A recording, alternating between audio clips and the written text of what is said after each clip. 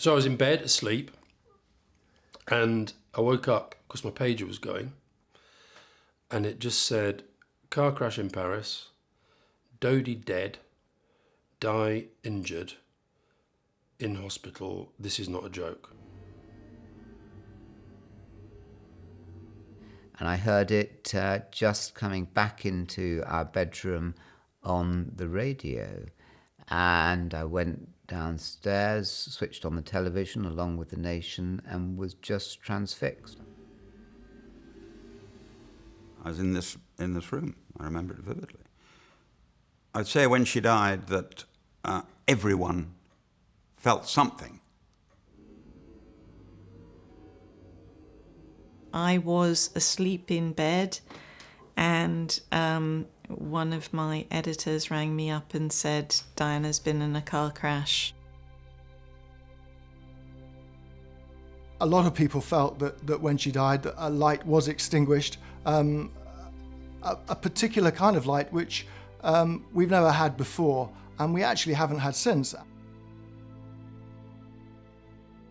At the moment that she was killed, I think the British press, the media, were filled with a sense of both shame and regret and horror, because they felt, is it what we have done that has led to this?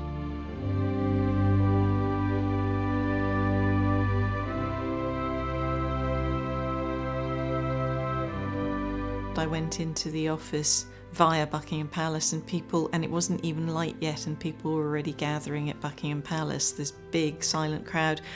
And Mary, my wife, being very sensible, said, now, don't go over the top, Geoffrey. Be very calm and very quiet and very dignified in every interview you do. So I said, fine, good advice. And then she watched Tony Blair on television, first thing in the morning. And she looked at me just as I was leaving and said, it's impossible to go over the top, Geoffrey. So I realized Tony Blair had changed the rules when he called her the People's Princess. And they regarded her as one of the people. She was the People's Princess. And that's how she will stay, how she will remain in our hearts and in our memories.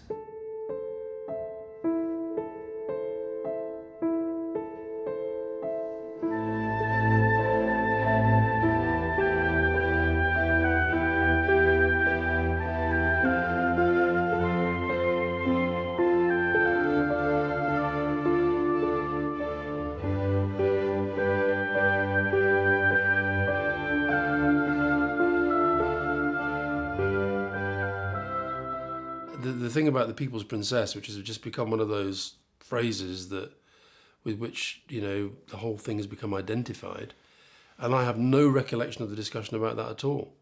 The only mention in my diary is we agreed it was okay to call her the People's Princess. Well, Tony Blair's speech up in his constituency when he heard the news about Diana was absolutely excellent. I mean, he was the one who produced the phrase, the People's Princess, which completely described how people felt about her. And these kind of expressions have a resonance where they really strike the truth, strike a chord in people. Initially, there was a lot of hostility towards the media, in particular, the press, the tabloid press, were being blamed for being part of the reason why she was dead, because we bought the photographs and the photographers pursued her. I think there were parts of the press that probably did feel a sense of guilt, possibly a sense of responsibility for what had happened. Yes, well, I think it was immediately seen as shameful, the way the paparazzi actually hounded her to her death, didn't they? And Diana's brother, Charles Spencer, called her the most hunted woman in the world. There is no doubt that she was looking for a new direction in her life at this time. She talked endlessly of getting away from England, mainly because of the treatment that she received at the hands of the newspapers. I don't think she ever understood why her genuinely good intentions were sneered at by the media, why there appeared to be a permanent quest on their behalf to bring her down. It is a point to remember that of all the ironies about Diana, perhaps the greatest, was this. A girl given the name of the ancient goddess of hunting was, in the end, the most hunted person of the modern age. In fact, I think it was grief, not anger. I mean, if you were to say which of it, I don't think there was a huge anger, but there was a lot of grief. And the extent of it was beyond what people had imagined. Now, how much of it was vicarious? How much was the genuine grief that you feel if your own mother died or your own sister died? I mean, that's another matter. In other words, it could have become, and some people saw it as a form of hysteria. The public reaction towards the Queen was quite uncharacteristic. In fact, at times it was absolutely chilling in those initial days. I've always thought that was a bit unfair. The problem with monarchy is there are rules. And the rules are so set down in stone that those even at the very top, even Her Majesty, obeys them. So you can't have the flag at half-mast for someone who isn't royal. Now, we think how stupid. Got that wrong, didn't you? Of course we do. And it's easy to do that sort of being clever in hindsight. The absence of a flag at half-mast at Buckingham Palace upset many people, and the absence of the royal family, who've remained at Balmoral throughout, has dismayed others. What one needs to remember is that this was a family. Diana's sons were up at Balmoral. The Queen and the Duke of Edinburgh were at that point just thinking of the boys, and they had lost their mother, and their focus was on that. William said at one point in this interview, he said that when they'd been up in Balmoral, and we were conscious of this in London, they were definitely being protected from knowing what was happening in London in terms of the public reaction. Now, they'd have known it was like a massive deal, but he said he was genuinely shocked when he came down and saw these millions of flowers and tens of thousands of people out on the street. By the point that she'd got back to London from Scotland and actually seen the capital in mourning, you couldn't help but be moved by that. And as a queen who has always been so in touch with her subjects, I think she was able to recognise that the palace did need to acknowledge that there had been mistakes made with Diana. The Queen felt that they should learn from Diana and that they should be more human with people, more in touch with people than they had been. The nation needed to feel, this is what Diana was sublimely good at, the nation needed to feel that the royal family truly understood the difficulties, economic, social, that they were going through. It has changed, it has modernised, and it's had to do that in order to keep up with the public and in order to stay relevant. I think also in order to justify its existence. How much of that is Diana? Some of it, not all of it, but certainly some of it. Diana was almost not of the royal family. I think she was herself. She had a kind of something that rose above all that. It was peculiar to her. I'm not even sure people felt, oh, this is a member of the royal family. Diana became, if you like, something bigger, and that was remarkable, but it was in some ways a problem for the royal family because there was something there that was bigger than them, at least in terms of the public gaze. No one had ever seen anything like it. You have to remember that, Diana was an absolute icon in the 80s and 90s. I remember as a little girl watching the royal wedding and being completely bewitched by her. She was the ultimate princess, and she was just this constant presence in the media.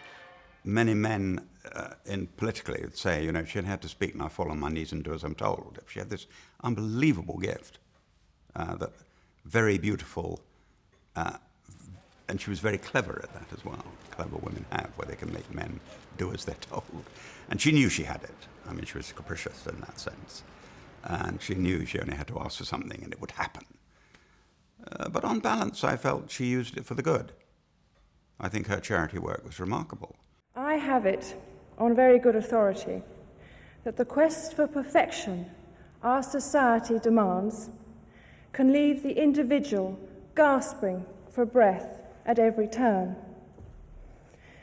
This pressure inevitably extends into the way we look. Eating disorders, whether it be anorexia or bulimia, show how an individual can turn the nourishment of the body into a painful attack on themselves. And they have, at their core, a far deeper problem than mere vanity. She was a really interesting, very complex, very bright woman, a much stronger woman, a woman who talked openly about things like eating disorders and mental illness. And in a way, that also is an incredibly important part of her legacy. She both stood for a change in the way that we might be in public and what we might talk about, but she also facilitated that change. She was not educated, but she was very clever. And she definitely had a really, I think, quite a deep, intense emotional intelligence. I think she worked people out very quickly, and she worked situations out quite quickly. So I think that sense of her, the world wanting to look at her and say, you have the perfect life, you are the perfect fairy tale princess, this is just wonderful, and actually her knowing, well, a lot of the time it's not, and actually I've got my own difficulties, and I think she did have an understanding of people's inner feelings and inner torment. I think she had quite a lot of that herself. And she had a peculiarly intense empathy for people who were afflicted or suffering. I think it probably came from her own sense of her own suffering. And she was in some way drawn to people suffering to do something about it.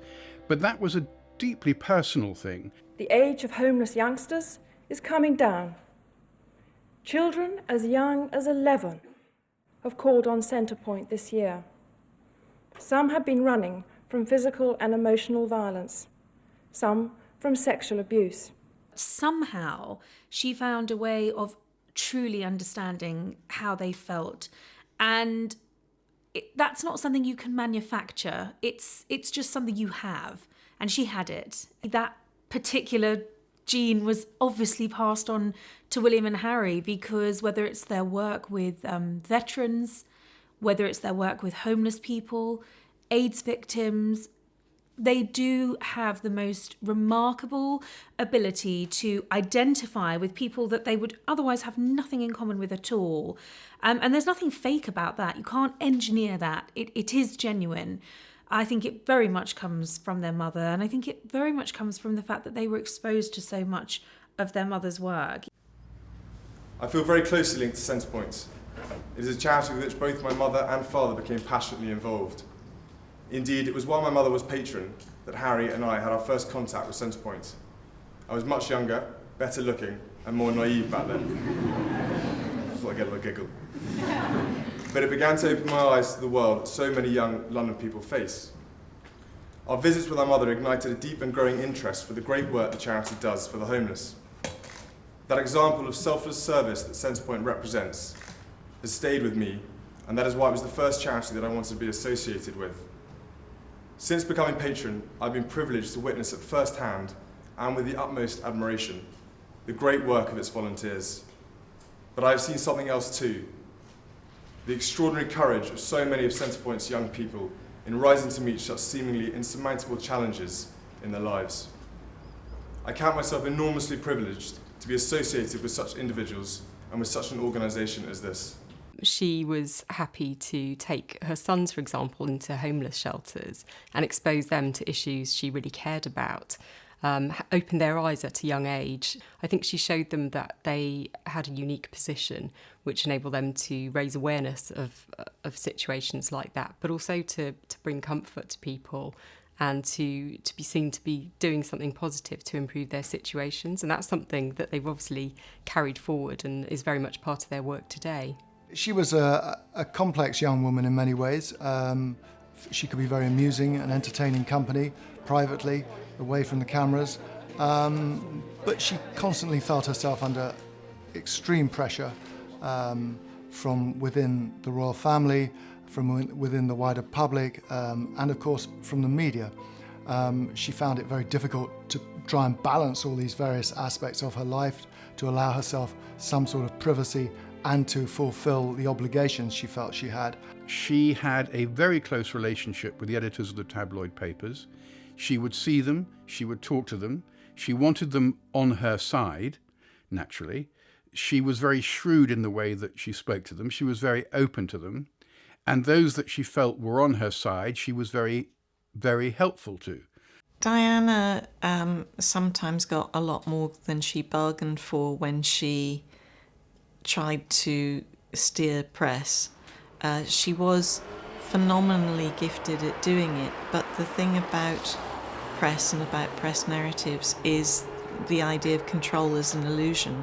And it's maybe that awful cliche about, if you try to ride the tug, you end up in its belly. But there's no doubt that she was a very active participant in what happened. So it was bound to end badly. She was so popular, she was such a magnet, that her photographs just sold papers, and that's the secret, really, of why she was the most hunted woman in the world. I think she developed a relationship with the public and a relationship with the media, which was a bit different, which was complicated, and which along the way I think got her into some difficult places psychologically.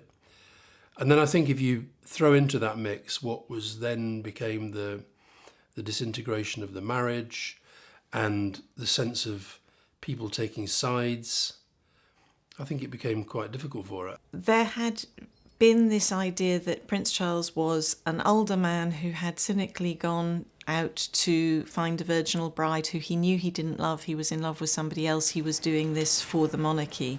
In fact, I discovered that this was completely untrue in the sense that he was as naive as his young bride and as unprepared for the marriage. It had already been quite well known that she had panicked before the marriage and thought about pulling out, but I discovered that in fact he had done so. Of course, as we know, they went ahead with it, but both with deep misgivings, both knowing that this was quite possibly unlikely to work. However, he did also try at the beginning. He tried very hard to make it work, and they probably had about 2 decent years of marriage. Well, Prince Charles reacted to the news of Diana's death with actually a tremendous compassion towards his sons. He certainly put the children first. And that showed all the way through, and the way he behaved going to Paris to fetch Diana's body. It wasn't a question of her being carted back by undertakers. It was personal. He went to collect the body. And he showed enormous consideration for William and Harry.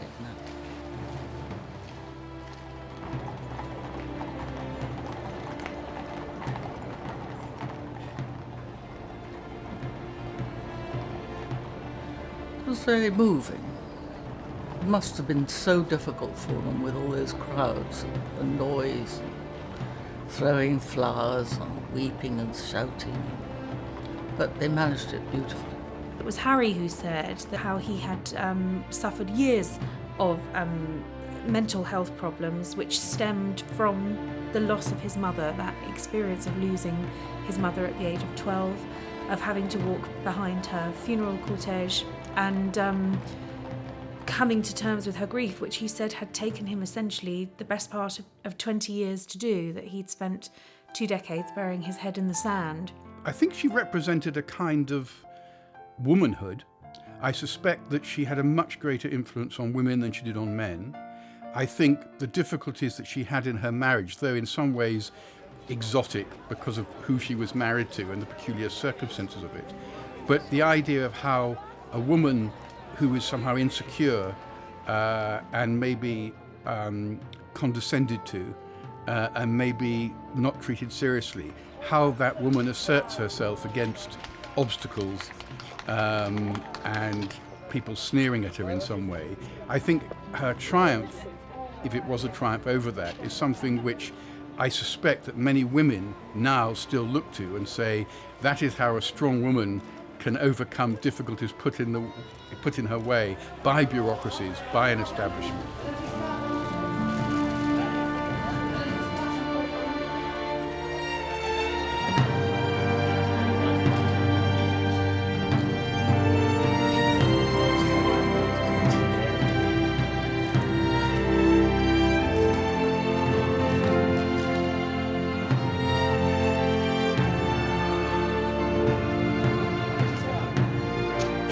This notion of Diana as a wronged woman, I mean, she certainly had a raw deal. No woman should have been brought into that kind of public role without the support systems, without the press advice, without some real insight into what to expect. And she was young and she was naive, but she very quickly learned to give as she got, and she became the master media manipulator, something which he never achieved.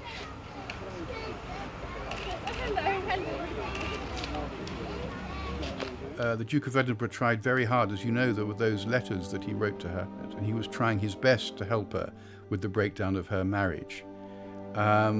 And I think in some ways she couldn't be helped. I think it had almost gone beyond that because of the way she felt. And to be honest, there were also people who maybe did not have her best interests at heart, whom she listened to, which was tragic. I mean, she should never have gotten involved with the Fayeds, but, you know, she did. I personally tried to warn her not to get involved with them, and I failed. And in the end, you can't stop someone or very hard to stop someone if they're on a path to their own destruction. The relationship with Dodi Fayed, I don't think anybody except for perhaps Dodi and his family took seriously. It may have been her having fun, it may have been her saying, look, I can get along without you. I don't think that it was that much directed against the royal family, though she will have enjoyed the fact that it upset people.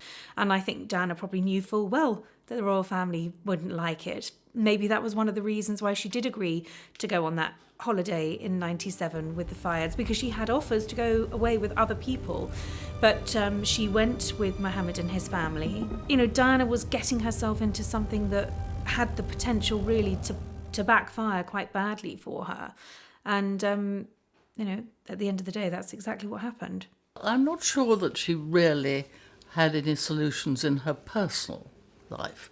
Her love for Hasnat Khan, the doctor, Pakistani doctor, had come to nothing. And Dodi Fayed was obviously a path to nowhere. So I don't think there was much going in her personal life. I think it was more her future, her own future, in the way of life she wanted to lead. I think her great hope was to sort of shine a light. I mean, that's what she was. That's all she could do. She was not a legislator. She wasn't a politician, although sometimes politicians accused her of acting like one, particularly, for example, over the landmines. In the early days of that landmines campaign, she was accused of meddling in things she had no business meddling in. In fact, she approached the landmine issue very much as a humanitarian. She wanted to draw attention to something that she felt deeply about. She was the real deal in that she went out there and put herself, you know, not quite in the firing line, but, you know, she'd walk through landmines, she'd hold hands with lepers, she would comfort people who were dying from AIDS. She put her money where her mouth was, if you like. And nowadays we see all manner of celebrities and public figures following in her footsteps. You have the likes of Angelina Jolie, George Clooney, David Beckham, even Madonna, who are doing some great charity work and using their elevated status to shine a spotlight on things. But you have to remember that when Diana did it, she was really breaking the mould, certainly stepping into uncharted territories for a member of the royal family. I think Diana was extraordinary. She certainly was classless. She wasn't obsessed with millionaires, as I'm afraid nowadays people seem to think money is the most important thing, and that wasn't Diana at all. She thought humanity and people being who they should be was more important. The causes that she allied herself to tended to be unfashionable causes. But look at the progress that's been made on HIV/AIDS. Look at the, one of the first things that the Labour government did was further action on landmines. I mean, she was ahead of her time on some of those things. She was a very active humanitarian. I don't think the royal family had seen anything quite like that. The treaty that was signed just before her death has pretty much seen the abolition of landmines, and was the cause now that Harry is taking on to make sure that by 2025 there are no more. There is no question that a huge amount has been achieved in the last 20 years. Landmines remain politically toxic weapons in the eyes of people around the world. Vast government stockpiles have been destroyed, and production of these weapons by the world's arms producers has all but ceased. So I think the scale of her work is really only evident now. It's taken this long to just see how remarkable what she actually achieved was. One of the most remarkable things she did, I think it was in 1987, is that she went to a place where people dying of AIDS is almost like a hospice, I think. And she clearly physically embraced someone with AIDS at a time when that was thought to be some kind of death sentence if you came anywhere near such a person. I think that was transformative of the whole thing. You have to remember that this was uncharted territory for a member of the royal family to be going into a hospital and holding hands with people suffering from HIV at a time when they were generally shunned by society. And I think you can actually trace a thread going right the way back to 1987 when she broke those taboos over AIDS. I mean, I was there that day when she shook hands with those poor unfortunate young men at the Middlesex Hospital, young men who subsequently died. But she did that without wearing gloves. Royals in those days wore white gloves, inevitably. But certainly in the respect that the lead up to Princess Diana coming was, will she or won't she wear gloves? And she didn't. I mean, I believe she wouldn't, and she's lived up to what I believed. She knew the facts. Now, she couldn't do anything about research into AIDS, but she could help in drawing attention to the iniquities of it and, crucially, raise vast sums of money, which she did over the years. What is remarkable is she was cuddling people when the royal family stayed 5 feet away from you, and all you did is bow and let them pass. She broke all those taboos and cuddled people with AIDS. And I don't exaggerate when I say, I wondered if you could cuddle someone with AIDS, because I didn't know. I ain't got a clue. But when I saw her cuddle someone with AIDS, I thought, yes, of course you can cuddle someone with AIDS. Obviously not a problem. HIV does not make people dangerous to know, so you can shake their hands and give them a hug. Heaven knows they need it. And so that ability to bring to people a feeling of simplicity and honesty was incredible, absolutely incredible. And I repeat, I think that with Prince William and Prince Harry, you just see an extension of it, which would have been unacceptable 20 years ago. HIV was a death sentence. Treatment was not widely available in the developed world, let alone in the poorer regions. Stigma kept HIV-positive people from talking openly about their condition and kept vulnerable people from having the courage to step into a clinic and ask for a test. But thanks to the work of leaders in the fight against HIV, people like Nelson Mandela, Sir Elton John, Dr. Peter Piot, the brave activists of TAG and ACT UP, and like my mother, Princess Diana, we have made huge progress.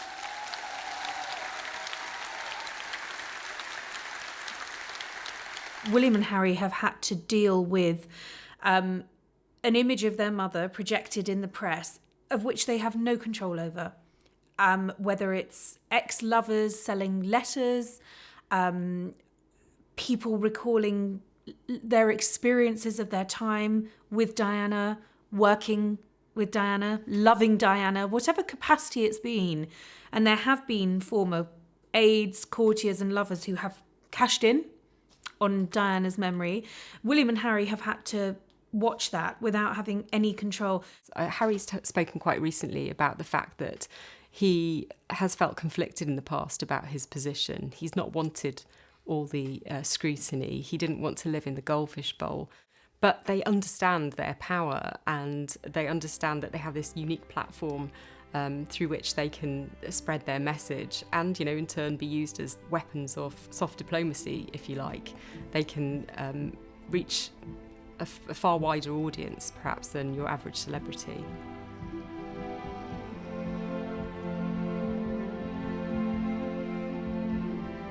Again, I talked to Prince William about this, and he said, I said, do you buy this line at all? That she kind of, got herself into a lot of these difficulties because she tried to play the media game. And he said, look, I think his word was shenanigans. He said, I know there were shenanigans went on, but he feels that she was very isolated, very vulnerable, not terribly well protected once the marriage started to go wrong. He actually said, I thought it was really moving the way that he said that he felt really sad because he felt that was the sort of role that he and Harry could have played had they been older. That actually, as they became adults, used themselves to this kind of goldfish bowl existence, that they'd have been able to protect her better than she could protect herself. And I think they did feel that she got used and exploited. Well, I must say I do think that they have been very forgiving, considering their mother was practically driven to her death. And I think that the way they behave, the kindness and compassion that they show is pretty remarkable. She was in some ways destructive of the royal family. I don't mean deliberately or directly, because I think she was a monarchist, but it was clearly her aim and intention to make sure that the Prince of Wales never became king. And a lot of what she did in terms of her broadcasts and the help she gave with certain journalists and biographers was to try as she could to prevent that ever happening. Well, Diana made the statements about Charles's suitability as a king in that infamous panorama interview that she did with Martin Bashir. I think perhaps retrospectively she regretted some of the things that she said in that documentary, not least because they hurt her sons, which was never her intention. She didn't say that she didn't want Prince Charles to be king. She said that she thought that he may not want to be king, which was a very mischievous thing to do. And she was always very clever at sewing these little points into her public utterances that would be picked up. But that, of all of the ones that she did, was the one with the greatest power of destruction. She saw a very different side to Charles, to the side that the rest of us see. But I think quite a bit of what she said was probably fueled by anger and bitterness and resentment. And so she knew, in talking about the idea that Charles himself might wish to take himself out of the line of succession, that this was dynamite. I don't think that she probably thought it through in terms of what she really wanted, because no mother would really want for their eldest son to have thrust upon them early the kingship. But I'm sure that she knew it was something that could damage him quite considerably, and it did. He's been fighting that idea ever since, that he doesn't really want the top job. It's interesting how Charles has changed. In 1997, he was not a popular figure. He was seen as the man who inexplicably had chosen to distance himself from this immensely beautiful and vulnerable, still young woman. And yet, 20 years later, he has become a figure whose inner quality of his life has a much bigger public acclaim than it ever had. And yet his ideas about nature, the environment, this country, about humanity, are seen to be no longer behind the times, but in many ways ahead of the times.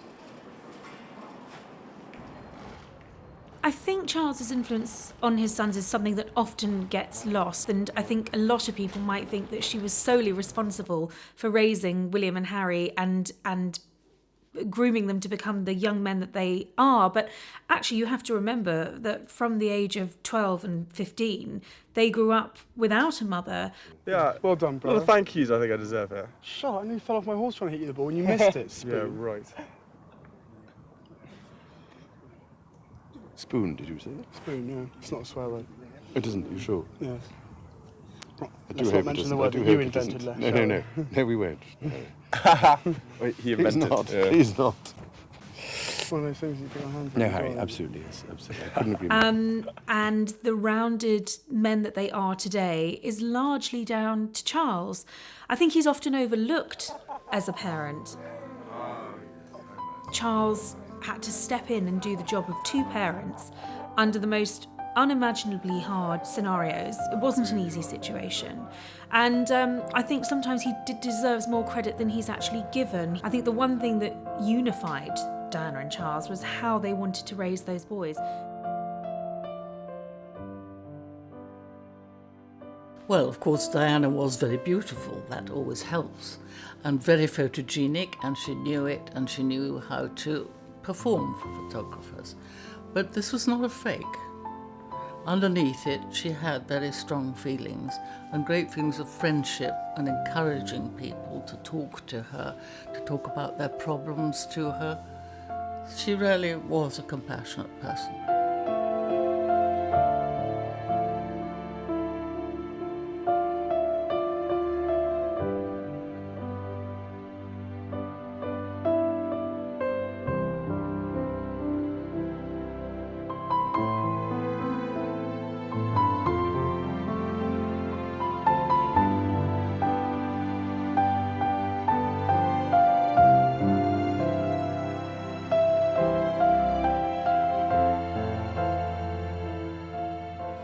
And I think if you think back through the pictures that people remember, I mean, there are millions of pictures of Princess Diana, but there are some pictures, the first time that she held the hand of the guy who had HIV/AIDS, walking through the minefield, the night that Prince Charles was doing his big television interview and she wore that amazing black dress and just got herself on all the front pages the next day looking like drop dead gorgeous. She thought in pictures. And I think that was, I don't think it was manipulative, I think it was instinctive. She knew the power of the picture, and she knew the power of the picture to create this sense of an empathetic person, which was real. You couldn't fake that. For people who are new to Diana's story, it's one of endless fascination for them. There's this incredibly beautiful, glamorous woman who lived a remarkable life and had a huge impact on the world.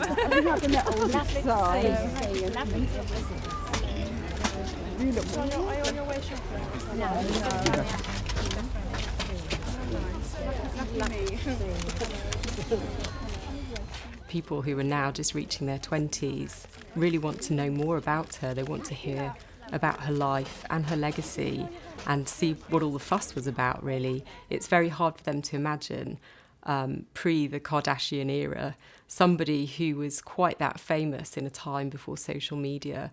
She was, you know, one of the first huge icons of our lifetime. I think Princess Diana's death did make people think, is the royal family a little out of date? The Queen is now much more likely to take tea with nursing staff in the canteen rather than go to the boardroom. Now that is on one level, but clearly there have been other changes too.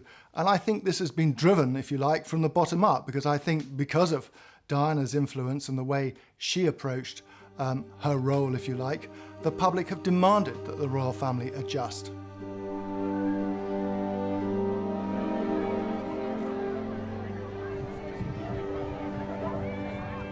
But if you're asking me, is the modern royal family very different to the one 20 years ago? Very different.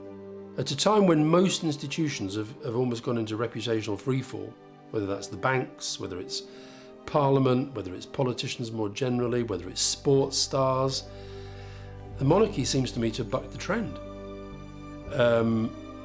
But I think a lot of that has been about the way the Queen has adapted. I think there has been a kind of process of adaptation that's gone on.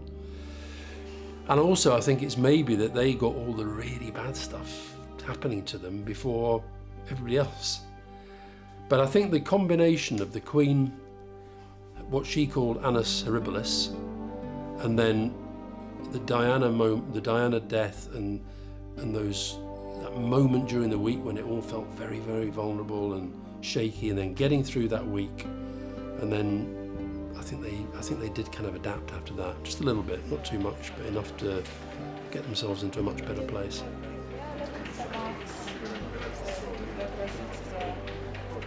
Quite early on, yes, and that's the interesting. I think it's come over very strongly. It's good for the community's been to help. Well, it's not just the local community, it's the whole community across London are going to have to.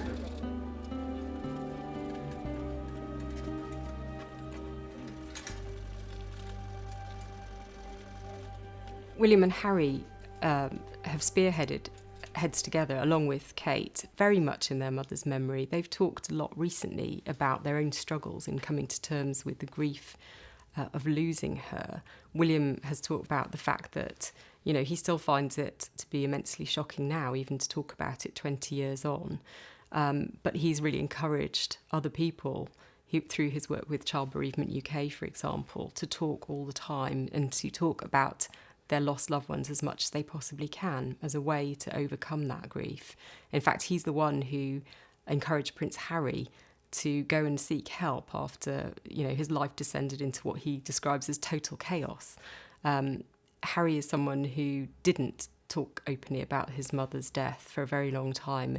My sense is that William and Harry, losing their mother at such a young age, always so difficult for young people to do, they were given vulnerabilities that unresolved issues inside their psyches.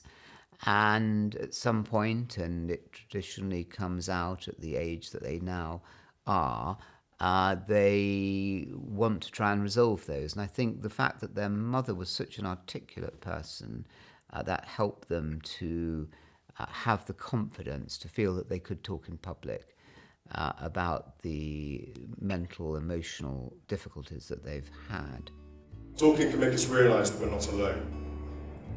The opposite of talking is isolation and fear. Sometimes getting something off your chest is an important step in coping with the situation, so you know that you're not alone. You're not failing, and that it's perfectly normal to feel overwhelmed or sad at times. Everybody does. William and Harry have chosen to get involved in those key charities, not so much as a result of their mother's untimely death, but because they were issues that she was concerned in. I think the fact that Harry has taken an interest in landmines and in particular his other charities in Africa, which would be very close to Diana's heart, are just because they are Diana's children. Well, neither of the boys, as open as they've been in the series of interviews that they gave about Heads Together, have ever said it was because their mother herself suffered from mental health problems, depression, bulimia, all of the things that we know Diana did suffer from. But I think it doesn't take a psychologist to work out that having gone through so many years of trauma and grief and having to have gone through what they went through so publicly, that a charity or an initiative that is dedicated to mental health and being more open about our problems, being able to talk more openly about things like depression, would resonate with both of the boys. The three of us have learnt a lot in the past few months as we have met people. The conclusion we are coming to is that the more we talk about all of this, the more collectively, as a society, we can do to support one another. The theme of World Mental Health Day this year matches this. It is mental health first aid for all. To us, mental health first aid means getting in there early to support people before what they're going through becomes more serious or even clinical. That support can be as little as a conversation and a listening ear, or it can be signposting someone to professional service. These actions may seem little, but they are vitally important. I think the mental health stuff's fantastic. And I wrote a piece at the time when they first said they were getting involved. I said, well, you know, the Republican in me finds this really annoying that they can go into any cause, and because of who they are, they get coverage, they get heard, they get access to government, whatever it might be. But the mental health campaign, I mean, was absolutely overjoyed because it makes a difference. There's no point denying it. It makes a difference. But it only really makes a difference if you do it well. And I would say that the Heads Together campaign has been absolutely brilliant. And I think it's definitely moved the dial. Now, would they have got involved in that if somebody else was their mother? I've got no idea, but she was their mother. And I do think it's part of her legacy, that's the route they've gone down. And I hope they stay down that route for a long time. And possibly it took connecting with a charity like Mental Health, Heads Together. Possibly that's what it took for Harry to be able to publicly acknowledge that he'd also had problems. I was told that he felt very strongly that if he was going to spearhead this campaign and encourage others to be open and talk about their own problems, then he knew he'd have to open up and be honest in the process. And he was, and in doing so, he was incredibly brave. William, Catherine and I started this campaign because we saw that fear of judgment, stigma and outdated prejudice meant that too many people stayed quiet about their mental health challenges.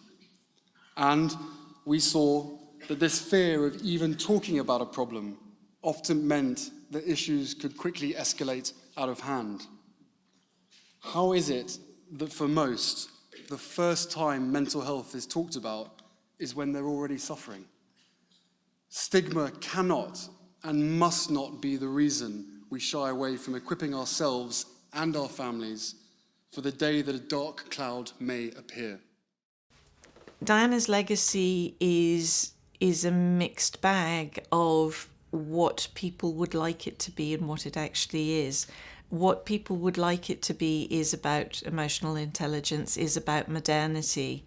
What it actually is something I think even bigger about a complex woman in the public eye, and somebody who was so iconic, so famous, that she will always be with us for centuries, I think. Well, I think the important thing is that she provided an example of compassion and real compassion, as opposed to people paying lip service to being nice or being charitable. And I think that is an important legacy, and I think that today's politicians fail quite severely on that. On the one hand, you know, she has this hugely glamorous image. She was an icon of fashion, style, very beautiful and graceful. But I think perhaps her compassion is something that really has lasted and has stood the test of time. People really remember her having this presence. You know, she walked into a room and she'd light it up. People often say of her. She genuinely brought comfort to people and made them feel special, made them feel important when they were perhaps going through incredibly difficult experiences. And I think that's something that most people remember her for. Her legacy is twofold, really. Her legacy is her sons, and her legacy is the work that they are now continuing. It was William who made the point that there is now a young generation in the world who really don't know Diana. They don't know the huge things that she achieved and this amazing legacy that she's left behind. She shone the spotlight on issues that would otherwise have just stayed hidden beneath the carpet and neglected. Diana's legacy has to be the way that she changed the monarchy away from an austere, rather remote institution into one which was far more personable, seen as far more authentic, populated by younger royals who could connect with the issues that confronted every man and every woman. And yet they did that without losing the dignity of the office of the royal family. Diana's greatest legacy are her children, because they have turned out to be remarkably well-adjusted young men, and they've turned out to be very much like their mother, and I think she is going to be casting the image of the House of Windsor into the 21st century. So I think that there has been a fundamental shift. I think we'll have a much more caring, more involved monarchy, not so insular, possibly smaller and more compact, but more relevant somehow. I just feel that the language that the boys speak is the language that people recognise every day on the streets of Britain, and I think that will increase its relevance going forward and also ensure, I think, the long-term security of the monarchy, because frankly it has to change, it has to adapt to meet changing times and conditions.